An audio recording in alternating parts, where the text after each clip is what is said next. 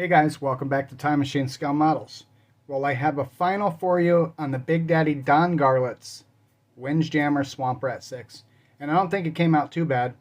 I mean, obviously, if you've been following this build, you know I had my trials and my errors on there. And we had a problem with the Tamiya TS13 and the decals. But we kind of recovered. And as you can see, it's got a pretty shiny paint job at this point, and that is the Pledge Revive. I call it the secret sauce because, honestly, I don't want anybody to know I use it. No, I'm just kidding. I've used it before, and it turns out pretty good. And when you airbrush it in really thin coats, it looks really, really good. And then you could take a dryer sheet and you could polish it up. Well, I didn't do that. I didn't airbrush it. I brushed it on, and I didn't have any dryer sheets. So it is what it is. It's not terrible. This isn't one of my best builds. It's definitely not one of my worst builds. I'm still not sending it to old Tom, though.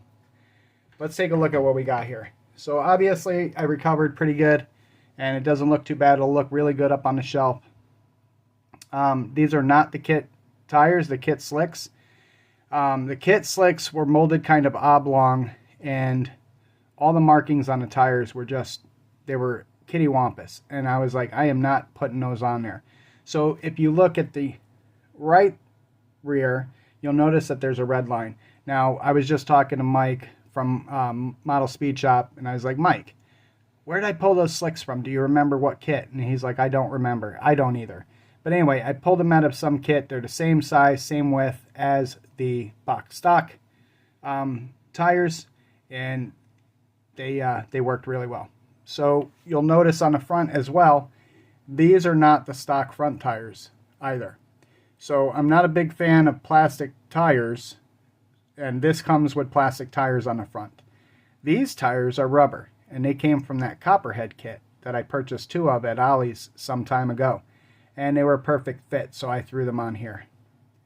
So you'll notice that fire-breathing Hemi. We've got the magneto wired. We've got a few extra fuel lines running down to the mechanical fuel pump here. And then from the mechanical fuel pump to the fuel line up front and to the fuel cell up front. So it didn't turn out too bad. It's not terrible. Obviously, you know, the mishap with the decals. We had some issues up here and stuff like that. So, but all in all, it didn't turn out too bad, I don't think. And like I said, it'll look pretty good up on the shelf. So I will tell you, this is not a kit for the faint of heart. This is not a basic builder. This is not a kit that you would give to a kid to build. This takes intermediate to advanced modeling skills to get together. The chassis comes in 2 pieces, and although there's positive locating points for the chassis, they're a little bit offset a little bit, so you gotta work with them a little bit. I don't know if you could tell, but it's 3-wheeling just slightly, and no matter how much work I put into twisting that chassis, I just could never get that twist out. So it has a little bit of a three-wheel action to it. And obviously, a lot of the chrome was done with the AK Super Chrome, which I really, really like. It turned out so good. Alclad colors also. And yeah, I don't think it turned out too bad. I really like that engine. I think it came out pretty good.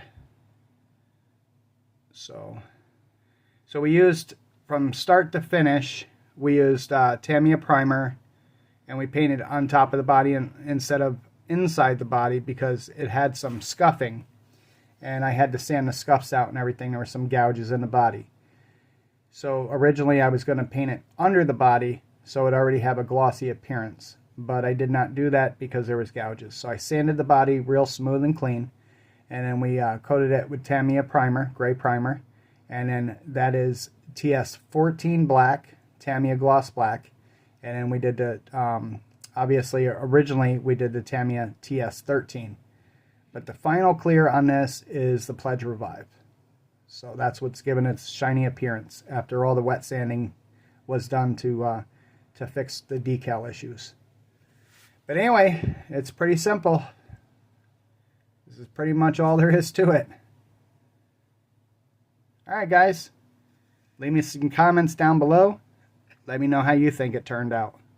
And once again, I appreciate every one of you, all your likes, your comments, and your subscriptions. Happy modeling. Thanks for watching.